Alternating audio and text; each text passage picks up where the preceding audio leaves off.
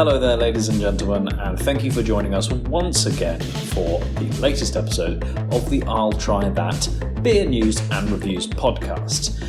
It's me, Barber, with you today, introducing also my dear friend and colleague, Joe. Hello! Hello, Joe. Thank you. Hello! Just I'm here. While you're doing it, I'm going to talk over you as well, so thanks. Normal order of service, as we normally do. Let's do a hop topic, and then we'll talk pursuit of hoppiness. Pursuit of hoppiness today. Too shy.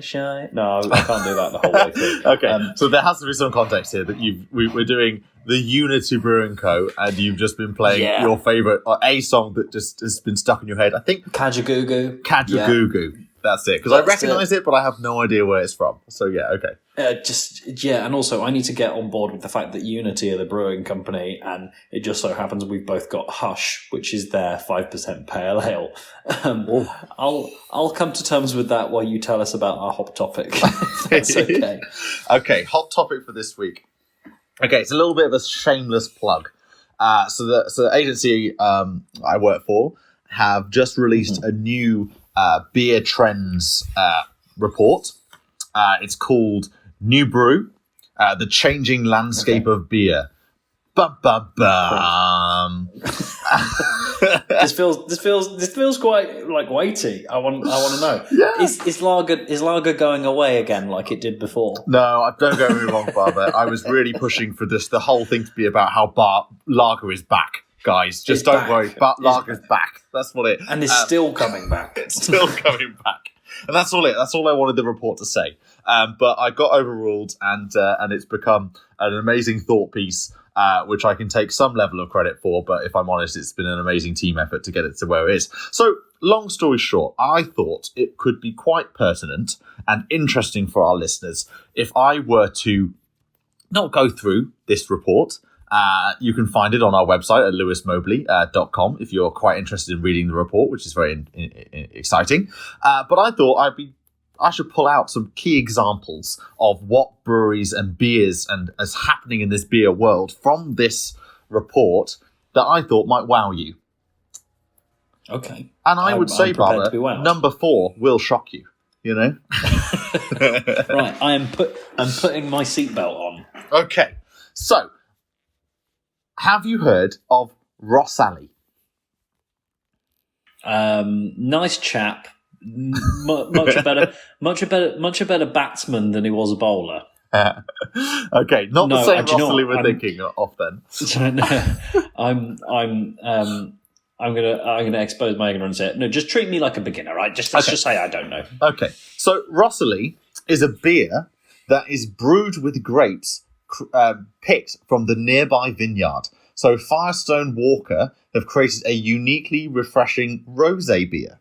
So what are your thoughts on a rosé beer? Are you quite interested in a rosé beer? What? Do you know what? I'm really partial to rosé. Oh. And I'm really partial to beer. So merge the two. I think I'm quite up for that. Yeah. It seems a bit bold because there's the whole thing about hangovers and beer then wine, you'll feel fine and all that sort of stuff. It feels like it could go very well or very badly. I'd probably say. Well, but from the looks of it, it's going to be delicious. It looks fantastic from the imagery that I've seen. I would love to try this beer. A rosé beer is something we have to have, and we have to try. So we're going to get some of this Ross. I'm not going to not have some of that. If that makes sense. So sorry, who is it that's making that? I don't know who's making it. I do know who's making it. They're called Firestone Walker, and it's their Ross Alley rosé beer. Interesting. Okay, just very tasty. Is that? I wonder. I'd love to know more about the genesis of the idea there. But again, if it's coming soon. Well, no, the genesis of the idea is they literally have a brewery next to a vineyard. And they are working with a vineyard to basically take the grapes of their rosé grapes to make this rosé beer. It's incredible. I like that. There's like two neighbours from quite different worlds kind of like bumped into each other like at the post office or something. I'm like, all right. Yeah. Yeah, you're right. How those grapes do a doing? little collab? Yeah, grapes are doing well. How are those hops doing? Yeah, hops doing well. Really well. Probably better than the grapes. Why? Well, just I was thinking, might put something together. Anyway, I'm interested. Though. Okay, so you're interested in a rosé beer, right? Next one. Do you know what? You got to be up for trying anything, haven't you? So, and again, I said it's 2 ticks from me because I don't. Some people might mock me for it, but I love a glass of rosé. So that's looking good. We're liking the idea of a rosé beer. Now, What is your thought on a kombucha beer? Okay. Do you know what? I actually at first thought kombucha was beer. I mean, it's made from a fermentation process. Yeah. So I can see where you're coming from. I had someone. I can't remember which one whose they had, but I saw someone speaking out. I was like, "What's that you got there?" And there's a kombucha, and I was like, oh, "Okay, I might get one of those."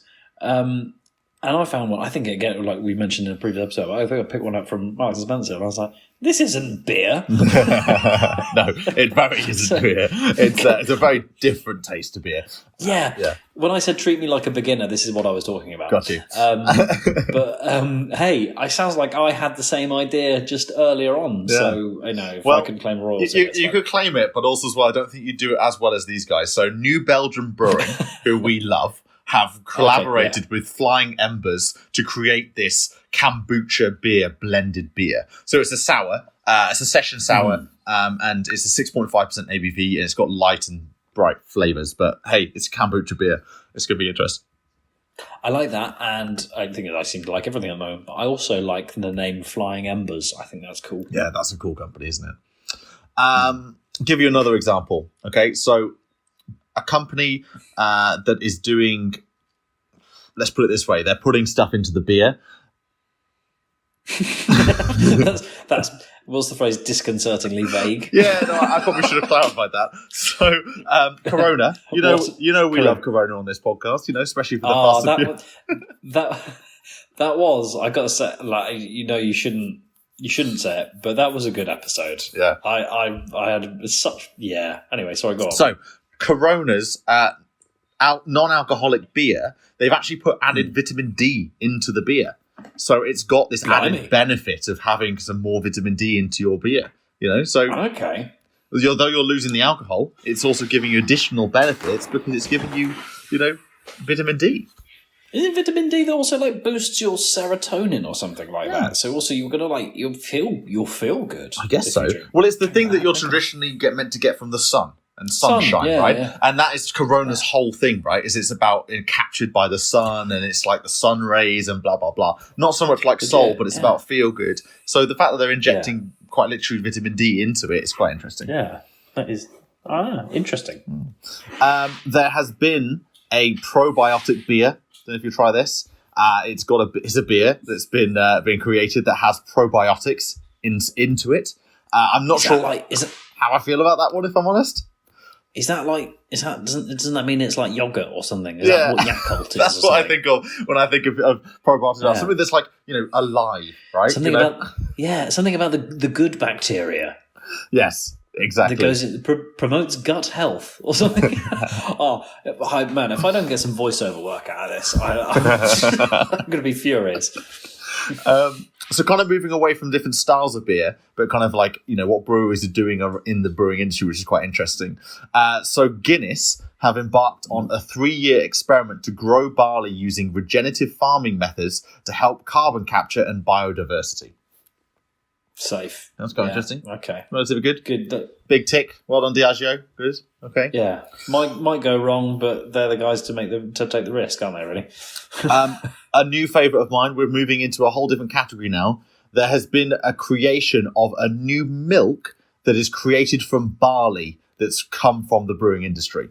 So Golden Wing is a new milk type that's a barley milk that comes from the barley process, what's the excess that's coming out of the brewing industry.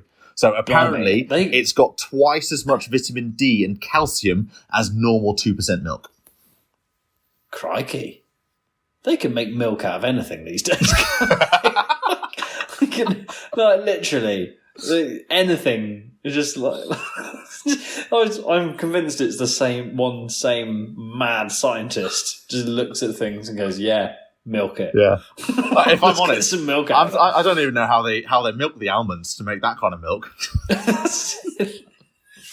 Oh no, don't. I know what you mean. But yeah, just like there's a dude who just goes, points at something as milk it. I am milking that. And it's like, dude, that's a table. I don't care. I'm getting milk out of it.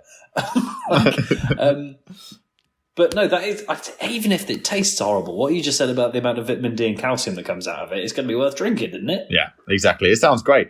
I mean, but also, I personally have got very on board. I'm an oat milk fan. I like oat milk. I can't really go back to normal milk after that, kind of dairy milk after that. I love oat milk. So I'd imagine if you get on board with this Golden Wing, barley-based milk alternative, you could, it's good for you. It's better for you. You know what? I know you just said that, but you can't go back to dairy milk. I would encourage you, but if you want to, if you don't want to, I won't be offended. Yeah. I don't have any good dairy cows of my own, but I'll probably sound like I'm. What do you mean? What are you talking about? I'm about to do a plug for dairy milk. That was all. I see. Not the chocolate, the actual product. And at the risk of sounding like I'm about 9 years old, I think there are few greater joys in this world than a Reese's peanut butter cups and a glass of full fat cow milk. Well, that again, another podcast. It's well documented within our university household of how much you love No. Don't you talk to me about my biscuits? I'm going to talk to the listeners about your biscuit repertoire and kind of ritual. They all think it's normal. I just guarantee you already. So, listeners, that's another podcast for another day. That is another podcast for another day. But I think it's well documented. You're going to tell them. I can say that. You're going to tell them about my beige dinners again in a minute. No. We'll leave that here. We'll leave that right there. But I think let's just say I appreciate and I know firsthand you're a man who likes his milky biscuits.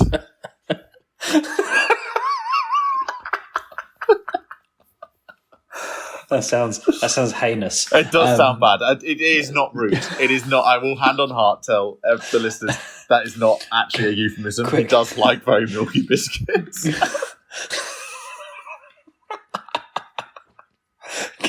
Quick, go back to beer trends. No, I'm done. I think we leave it at milky biscuits. Before I go bright red. Let's move on. Anyway, so long story short, if you're interested in finding and reading the whole report, you can find it on lewismoberly.com. I'll do a shameless plug for that because I think the report is fantastic. If you're interested in finding out more about what's happening in the beer world and why things are happening, then look it up. Whammy. Go and have a look. That we ties us off really, really neatly. Thank you very much. So we'll do Pursuit of Hoppiness. I have got my head around the fact that it is, in fact, Unity Brewing Company that we are talking about, and of particular focus for us today is their Hush Pale Ale. As I might have said to Joe off air, in my grumpy old man status, these guys look a bit modern for me. These look a bit. It's all there's they've done the cartoons on the can. It's all a bit trendy and a bit modern and a bit arty. Yeah. Beer's also quite nice, to be fair. but I gotta say, Joe, I didn't know much about these guys at all. But I'm hoping you can educate me a little bit. Well, yes. Okay. So Unity Brewing Company, hailing from Southampton. It is, I must say, the first Southampton brewery that has made its way out of Southampton that I know of. I don't know of any other brewery that's Southampton-based, and I go, that is a Southampton brewery. So, well done, Unity, first and foremost, for being the first to come out of Southampton in a way. Yeah, the greatest export of Southampton since Matt Letizia. Someone I'm sure will tell me he wasn't actually from Southampton or something. No. But anyway, so that was also mentioned a little tongue in cheek. But yeah, well, I guess as a Forest fan, that maybe is what that's for. I don't actually get the reference now. Crackers, to be fair. Don't worry. It's Okay, fine. fine. We'll talk about beer, shall we? Shall we talk about beer? Let's talk about beer. Talk about Unity Brewing Co. So yeah, Unity is by name is it's really interesting. I hadn't really gathered from their can actually because we've got this pale ale hush. It is such an interesting. It's almost like cartoony, childish looking kind of design, isn't it? But that design applies to their whole brand look and feel, which I think is really fascinating. The fact they've been very consistent with this quite like cartoony kind of vibe, and lots of kind of like pastel-y colours. Yes, I'm glad you picked up on the pastel colours. Yeah, and I kind of thought that I almost thought I was picking up a milkshake or something by the colours that are in it. But it's like really quite cartoony, playful is how I describe the design. Textured label as well. I can't remember what the name for it. Yeah, label stuck on can, that classic of bam, a smaller brewery, where they're buying the cans and then they're applying different labels and putting different beers in the different cans. So yeah, I mean, I think maybe it's a sign of the times of where Unity are right now. I would love to be a part of helping them go to their next stage to printed cans, where they've got the volume to do it. But the main thing is about Unity is that and I'll read directly from their website here because I think some of this language is quite interesting. So they say beer is unique in bringing people together as a result of bringing ingredients together. Okay, fine. At Unity, we produce modern craft beer to make people feel good, united, and satisfied. Yeah. So I think that's quite interesting as a starting point. Yeah. It's been nailed on. So, go on. No, carry on. I was just going to talk about all their beers. Yeah, please do. Please do. So they've obviously got some beers, have they? outside of this pale ale. Yeah, no, they're not just resting on their laurels. Nice. We've got the Hush Pale, which is 5%. They have another pale ale, which is a hazy pale ale called Brave Noise. That's 4.5%. They have another hazy pale called Conflux. BRB is the name of their Pilsner, 4.6%. Conflux has a sister hazy dipper. So Conflux with double X. See what they use? Double. Nice, because it's double. I like to see what they did there. Yeah. Make sure you sat down for that one, though, because that's 8%. They have got, which I quite, they're actually trying to appeal to my grumpy old man of not very crafty. They have got, it's called May, the Provisions Best Bitter. Nice. So they are doing some of the old school type beers as well. West Coast IPA, another hazy pale ale called Fortunata, and also a collaboration with Flock Brewing called Socine. Another hazy IPA. A vanilla sour. A vanilla sour. I've never come across a vanilla sour before. Sorry, I was just going there was a sour. It's a vanilla sour. Spine-tingling adventures. Yuzu and vanilla sour. I can't even imagine what that's like. So that's good. I'm going to give that a go. But also the other one that sort of potentially tickled my fancy is it's called Juxt, which is an affogato stout. Nice. I love an affogato. Love an affogato. I mean, you can convert it as a beer as well. But they've got some ideas. These guys basically, and all in this quite playful, kind of artistic, very artistic label design. And as I said, there's a lot of hazy. I was going to say quite varied, but there's a lot of hazy pale ales there. So I'm guessing it's you could almost pick and choose probably from your hop combinations that you like, which would be your favourite. I mean, let's face it, a hazy pale ale is a staple of a craft brewer nowadays. If you don't have a good hazy pale ale selection, you're not worth your salt.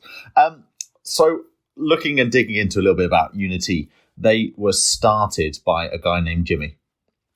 Jimmy is the founder and head brewer of Unity Brewing Co. So I was trying to dig in a bit more about this, about what makes Unity different than the other many fantastic craft brewers that have come out of the UK in the recent years. And something caught my eye, the fact that he's referring to the fact that Unity is a community-owned brewery. So I thought, I need to know a bit more about what this means. And the point being is that they have taken a model of, they have given up shares and fund in order to get funding for the brewery since its inception in 2016. They have given up parts of the business to people who, like anyone who's willing to give them some money, basically. You could, as a community member, like myself or yourself, Barber, or any of our listeners, if you were, following Unity's path back in the day from 2016 onwards, and you could hear about their announcement that you could buy shares in it, you could buy shares in the company and you would own part of this Unity Brewing. So to date, they have over 300 investors in the company. So, so they're saying that basically they've raised a load of money, basically from people who are just beer aficionados, beer passion, lovers, people who just love beer and really believe in this Unity Brewing. So maybe a lot of Southampton-based people, maybe there's a locality to these investors as well, hearing about this level of investment and, be able to buy shares in them. But at the end of the day, they're just, they're looking for, and they've raised money throughout their short lifespan so far from 2016 onwards by being community owned, Oh, okay. I'm getting the impression these guys are sort of a people's brewery, because also to that end, and I think if I was looking at this in isolation, I would almost think of it as something that a craft brewer was doing, almost to poke one in the eye for Brewdog, because we know there was all those revelations about what it was actually like working for Brewdog, or the things that were sort of bandied about in the news. Yeah. But I noticed Unity have also, and I don't think I've seen this anywhere else, but if you do dig around on their website, you can also find they have actually published their code of conduct, which actually they did this summer. Okay. Because I believe Jimmy, the founder, has just sort of said he wants it to be an inclusive and safe space for everyone. And there is a full code of conduct, and be like, this is how we work. Yeah. And I can't think of anyone else that, and again, I'm not saying it's not out there, but I can't think of anyone else that we'd seen do that, to kind of just sort of suggest that, actually we have got quite a serious commitment to this as well. So it sounds like they actually almost haven't worded it, but it's pretty clear the message here is that actually they care about people. I think you're right. I think they go into a little bit more detail about what they refer to under their inclusivity and community. And it's clear that maybe Jimmy's written this, but basically a human has written this. It hasn't gone through many levels of marketing, kind of like copywriting levels of checks and balances. There's a real human who's writing this information on their website, which I think is quite humbling, actually. It's quite nice to have that feel that you're reading a human's writing rather than a real kind of like polished, kind of marketer approved level writing, right? I'll tell you a secret just before you read it out. Okay. Please do keep it ready for. We had to do, for my work, we had to do profiles of ourselves, and always fun writing about yourselves. For some reason, actually, a long time ago, I was somewhat linked to actually chasing people up to get them and making sure it was all put on the website and that sort of thing. I had a spreadsheet of everyone's profiles, and I was like, okay, so we've got X number of people who've written a bio for themselves. Let's see how many times the word passionate comes up or passion. It was like every time. And it was like, how many times can we also find from a young age, I've always been particularly. So let's see how many times that comes up. Oh, it's 98%. It sounds like people in your organisation are copying each other's homework. It's funny that, isn't it? Yeah. Someone's just written it, and then everyone else is like, "Send me a template. Send me what you've done." This is it. Yeah. It's like change the name on the top. Can I see your homework? Yeah, but change it so it doesn't look like you just copied it. Yeah, sure thing, mate. Yeah. But we also had copywriters go and look at a couple of things we said, and I'm like, "Have you thought about writing this?" And actually, I got to the stage where I said, "Tell you what, why don't you just write it? And I'll say that I did." But it's interesting. I'd be interested to hear, because as you just said, it does sound as though I think Jimmy's the founder Jimmy's actually written this himself. I'll give you a couple of things from their website, which I think is really, again, they've spelt inclusiveness wrong. But that's not, that's the thing, but at the same time, this is not me dissing Unity. I like Unity from what I'm reading about them, and I just want to get their information out there. The fact that they've got spelling mistakes on their website is a massive blunder, but also at the same time, it's quite, What's it? Well, it's like it's quite what's that phrase that everyone's saying right now? Like I actually find it like I've got saturation from this. Lean into it. Wholesome. Oh, wholesome. It's very wholesome. It's the phrase of the generation right now. Coming through TikTok is wholesome. Everyone's wholesome. Wholesome. So anyway, sorry, I keep hearing lean into it, which actually I quite like as well. The one oh god, it's just completely gone as well. Okay. No, all I was gonna say was, sorry, cutting you off the second time. If it is written by the founder, who is the master brewer, I wouldn't have thought that you want. Well, what do we want out of our master brewers? Well, he must be able to spell. No. We want to go. We want him to be able to brew beer, right? Yeah, no, totally. I think that's he's clearly a person who started a brewery, who's crowdfunding his investment in the brewery. The fact that they've gone from strength to strength, got a tap room now, they've got a growing brewery which they're able to pump around the UK is amazing. They're doing great. They're great, but I can give them the fact they've got a couple of spelling errors on their website. Let's put it that way. So, inclusivity and community. They are a registered living wage employer. So that goes back to what you were saying about think about people. Really interesting. The fact that they've done that. That is good. I love how within environmental sustainability, again, they haven't, inconsistencies here. Some of these headings are bold. This one is not bold, although it's another subheading. For me, I would jump in there and say, "Come on, Jimmy, we can sort this out for you. It's fine." Right. Long story short, they have gone into quite granular detail here, which I love. They are fully powered by renewable energy. They only use recycled card and tape for their boxes. Their key kegs, are recyclable and made from 30% recycled materials, and we send all of our own used key kegs to be recycled into new key kegs each month. Okay, we package in aluminium cans, which are not only lightweight, and then it goes off into white type, onto a white background, so you can't read what he says. Again, that's another thing about their website. Our can labels are made from 100% recycled material. All of our beer is vegan friendly. So, long and short of it, they are really trying. And I think they're doing some great things here. As a company that's been around since 2016, I think they've started off on the right foot. Yeah, fair play.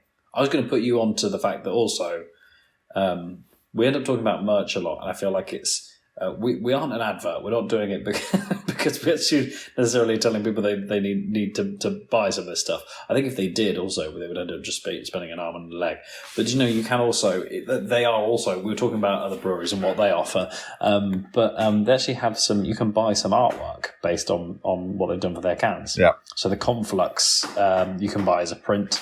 Only the Sea is one of their other breweries. They've got that available as a print. They're also doing books about beer. So it's a little bit beyond just the glasses and a T-shirt that says "I like this beer" sort of thing. It'd be an interesting one for the craft beer design. The whole book about that. So yeah, they're engaging with the what I would call the sort of modern part of the business. What do you think of the beer? This Hush Pale Ale. Yeah, lovely. Robust. Feels like 5. It tastes like 5%. Tastes like it could be well beyond 5%. I'm sure I saw something about the hops as well. I'm getting a real vibe for the hops. Yeah. I think Mosaic's in there. Let me check.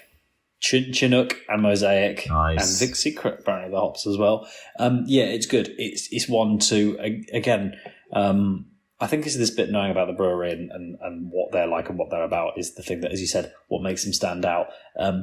In many ways, I think it's with some of these craft beers, because there are a lot of beers. I would say there's a lot of beers like this out there at the moment, but it keeps pace with them. It's really, really juicy. Yeah. And full on flavour, isn't it? I felt I would never need loads of these, but very much enjoy the sort of one or two you would have as part of a little session of having a crafty pale. I think you're right. I mean, as the pale ale goes, I love a pale ale. This is a really crafty pale ale. It's delicious. My only kind of sadness, I suppose, in this is that I'm trying to find it on their website, this Hush Pale Ale, and it is not coming up at all. So I hope that they didn't discontinue it, because I think it's a delicious pale ale. Maybe this is part of their thing and they move on the design and the beers very quickly, but wow, I mean, this is a really nice beer, and I'm surprised that they haven't decided to keep it going. It legit was not in that list I mentioned, was it? No. I mean, I bought a ball from Sainsbury's maybe a couple of months ago, but and it's been kept in the fridge since then. But I think whilst we've been waiting to do this episode for you guys to get it, but the fact that you were able to buy it recently, right? I think that's a good sign. No, I bought it the same not long after you. Okay. So, sorry, Unity. We've been looking forward to this for a long time. We've been waiting for the right time to get this to going. And actually, I'm now I'm a bit sad. If this is the last time, I'm going to really savour this can of Unity Hush. I think this is delicious. If you're a very good boy, Joe, you can have. I actually bought 2, and I'm only currently on 1, so you can have mine. You can have my spare one if it's going to really upset you. Or we can do a giveaway to our listeners. Then they can have the one and only can of Unity Hush that we have in our possession.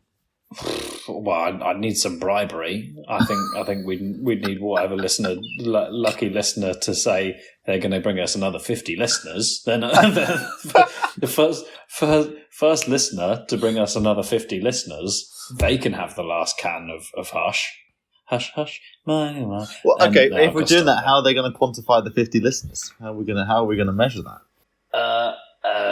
They need to get their names and email addresses.